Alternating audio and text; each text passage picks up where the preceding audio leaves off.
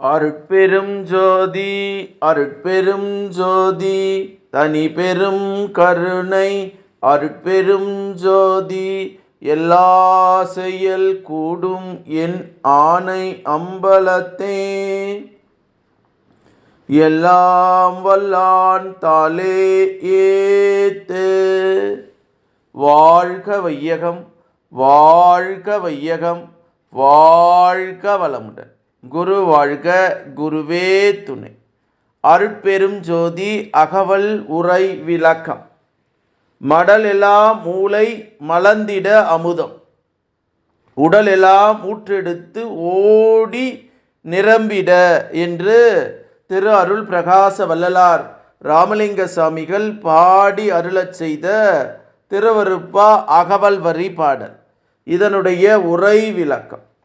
மூளையில் உள்ள மடிப்புகளெல்லாம் விரிந்து மலர்ந்திடவும், அமுதமானது உடம்பெல்லாம் ஊற்றெடுத்து ஓடி நிரம்பிட என்று பேராசிரியர் பாலசுப்பிரமணியம் ஐயா அவர்கள் சொல்லக்கூடிய ஒரு அற்புதமான உரை விளக்கம்.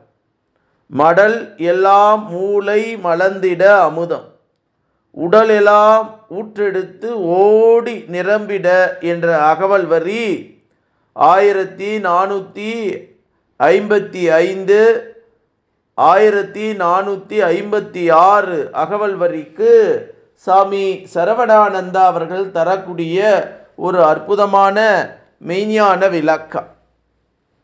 நமது மூளை மீது ஜீவ அமிர்த கலசம் இருக்கின்றது. இதில் உள்ள அமுதரசம் மற்ற மூளை பகுதிகளுக்கும் அவற்றின் வழி உடல் முழுவதற்கும் உயிர் பேராற்றலை தந்து தொழில்பட செய்கின்றதா. இவைகள் எல்லாம் நீதி முறைப்படி செயல்பட்டு கொண்டு இருப்பது இயற்கையே. மனிதன் தன் தயவு நன்முயற்சியால் அன்பொழுக்கம் பூண்டு வாழும்போது திருவருள் விசேடமாக வெளிப்பட உள்ளே அரும்பிருக்கும் ஆன்ம மொட்டு மலர்ச்சியடைய நிகழ்கின்றதா. அப்போது ஜீவ அமிர்த சக்தி அன்பு அருள் இன்ப வண்ணமாய் விரித்து மூளை பகுதியிலிருந்து சிறிய பெரிய இரத்த நாணங்கள், நாடிகள், நரம்புகள், சுரப்பி கோலங்கள் மூலம் அவ்வமுத சக்தி தேக கரணம் முற்றும் பரவி அன்புமயமாக ஆக்க உள்ளதா. ஆகவே தான் அன்புதான் மக்களை வாழ வைப்பது, உலகை அமைதியும் ஆனந்தமும் பெறச் செய்வது. மெய் அன்பு அறியாது பொய் புலனிச்சையில் மோகம் கொண்டு புகழிடை பிழைத்து கொண்டிருக்கின்றார்கள்.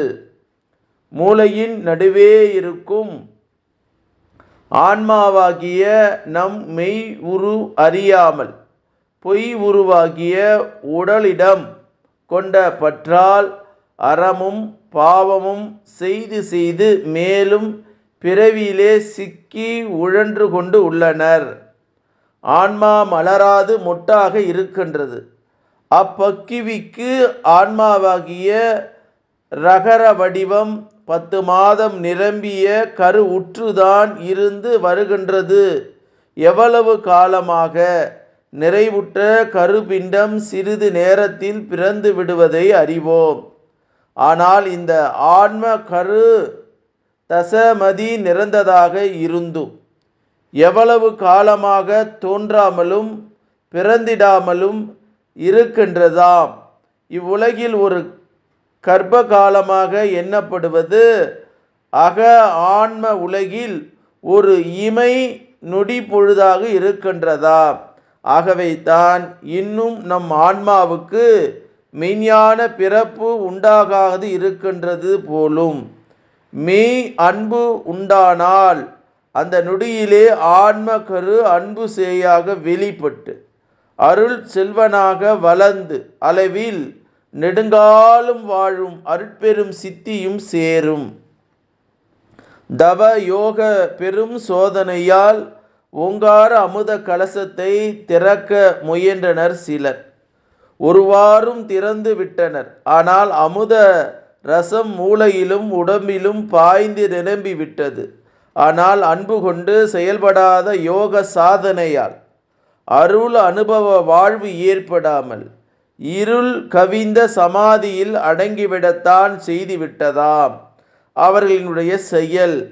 சமாதி நிலையில் உடலில் அமுத சக்தி நிரம்பிய காரணத்தினால் தேகம் அழியாமல் மண்ணில் புதைந்து கிடக்க நேர்விட்டதாம். ஒரு சிலர் மூலக்கணலை எழுப்பி மேலே வெளி சென்றபோது அகத்தும் புறத்தும் பெருஞ்சோதி தோன்றிட அதில் மறைந்து போயினர். இதனாலும் இறை இன்ப வாழ்வு கிட்டவில்லை. ஆகையால் தனி அன்பின் மாண்பை நன்கு உணர்ந்து ஒழுக்கமும் விசாரமும் கொண்டு அகமிருந்து சுத்த அன்பு வாழ்வு ஏற்று நலம் கொள்ள வேண்டியதுதான் ஒவ்வொருடைய கடமையாகும் என்று சாமி சரவணானந்தா அவர்கள் சொல்லக்கூடிய ஒரு அற்புதமான மெய்ஞான விளக்க கருத்து. அப்போ இந்த மூளைதான் எல்லாத்துக்கும் காரணம். ஆகவே இந்த மூளையினுடைய செயல்பாடுகள் சுறுசுறுப்பாக இயங்க வேண்டும். அப்படி இயங்கினால் அந்த மனம் ஏகாந்த நிலைக்கு இட்டு செல்லும், மரணமில்லா பெருவாழ்வை நமக்கு கிடைக்கும் என்கிற செய்தியை மடல் எல்லாம் மூளை மலர்ந்திட அமுதம் உடலெல்லாம் ஊற்றெடுத்து ஓடி நிரம்பிட. அப்போ நம்ம இந்த உடல் இருக்கு பாருங்க, எப்படி வேதாத்திரி மகரிஷி ஒரு பாடலை சொல்லுவார், தந்தைதார் ஈர் உயிர் ஒன்று சேர்ந்து தழைத்ததொரு உடலாகி உலகில் வந்தோம். அந்த ஈர் வினை உயிர்கள் அடித்த பதிவெல்லாம் நமக்கு சொத்தாச்சு. இந்த அரும் பிறவியிலே வந்தவோர் உதவி குருவின் உயிர் சேர்க்கை போற்றி வாழ்வோன்னு சொல்லுவார்.